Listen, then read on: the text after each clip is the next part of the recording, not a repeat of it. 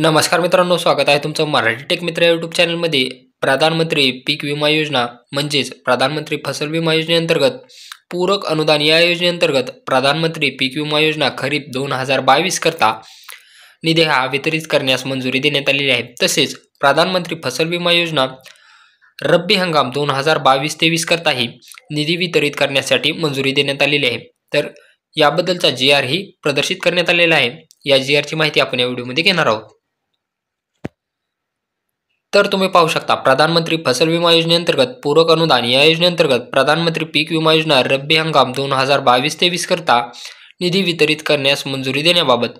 तर 29 जानेवारी 2024 रोजी हा GR निर्गमित करण्यात आलेला आहे. तर याच्यामध्ये तुम्ही पाहू शकता, ज्या ज्या शेतकऱ्यांना नुकसान भरपाई 1000 पेक्षा कमी येत असल्याने किमान रक्कम 1000 रुपये अदा करण्यासंदर्भात संदर्भ क्रमांक 1 अन्वये निर्णय घेण्यात आला असून संदर्भ क्रमांक 2च्या परिपत्रकान्वये संदर्भातील अंमलबजावणीची कार्यपद्धती आणि अटी व शर्ती विहित करण्यात आल्या आहेत.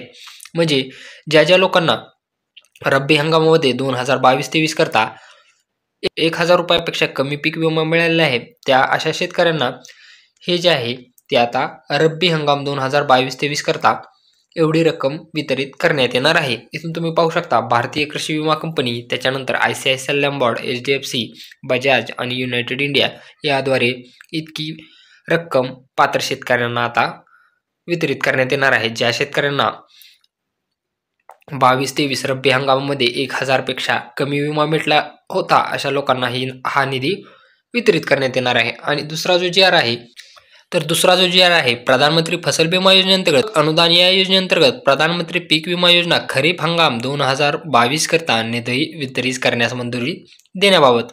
तर 2022 खरीप याकरताही ज्या शेतकऱ्यांना नुकसान भरपाईपोटी 1000 रुपयापेक्षा कमी रक्कम मिळालेली आहे, अशा शेतकऱ्यांना आता ही जी आहे ती रक्कम आता खरीप हंगाम 2022 करता वितरित करण्यात येणार आहे.